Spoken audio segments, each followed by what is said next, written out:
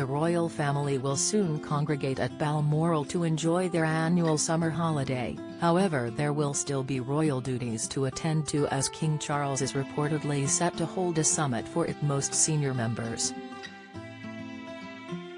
The monarch, who received a ceremonial welcome at the Scottish castle yesterday, will be joined by Queen Camilla, Prince William and Princess Kate to discuss how to handle the biggest obstacles facing the institution, as all four seek to carve out clearly defined roles for themselves. From tensions in the Commonwealth to Republican stirrings in countries such as Australia, the monarchy has been negotiating various crises which have risen to the fore following the death of Queen Elizabeth last year.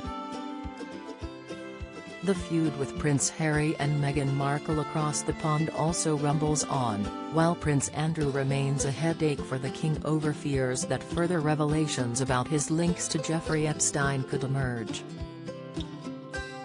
HereExpress.co.uk takes a look at the 5 topics that could define the Balmoral summit. King's ex-aide Michael Fawcett could make third comeback after recent scandal. 1. The Commonwealth. The King is keen to foster closer links with the Commonwealth, and hopes to use Kate and William's star quality to build relationships, as he desires to fulfill his late mother's wish to ensure the robustness and survival of the institution, according to a source. One senior civil servant said of Charles, he hopes to use the symbolism tied into his mother's legacy to offer a hand of friendship, which might get harder as the years go by. He is also planning to visit Canada and Australia next year at the behest of the Foreign and Commonwealth Office. 2.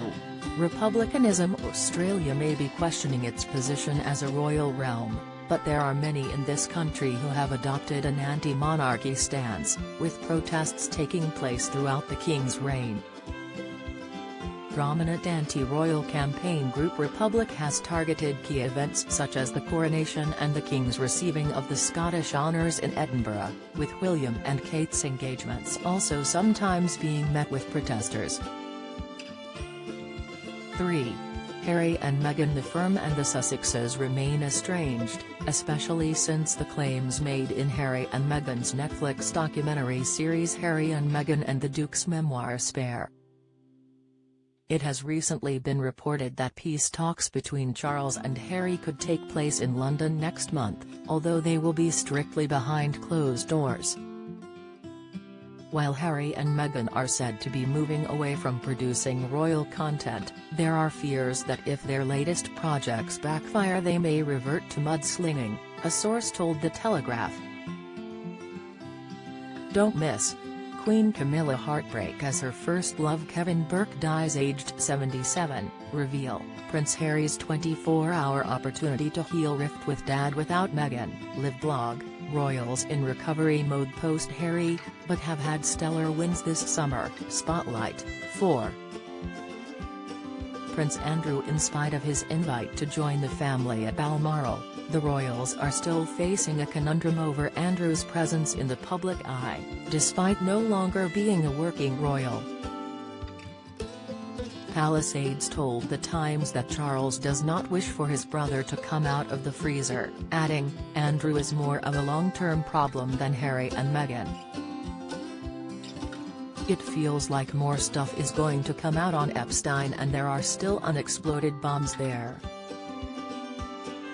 It seems unlikely that Andrew and his ex-wife Sarah Ferguson will have to leave Royal Lodge for the time being, as the King has no official power to remove him and Fergie is still recovering from a breast cancer operation. 5. Greater royal workload. With the stepping down of Harry, Meghan, and Andrew, the number of working royals has shrunk, and most of those left are considerably advanced in years. William and Kate and the Duke and Duchess of Edinburgh are currently the only working members of the firm under the age of 70, which according to a royal expert may affect their workload.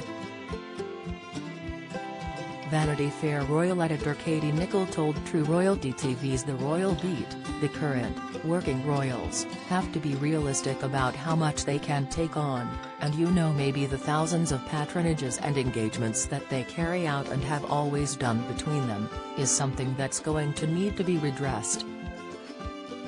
You look at the Prince of Wales and the model that he's adopted, which is very much consolidating, and you wonder if perhaps there's going to have to be an element of that for the wider royal family too.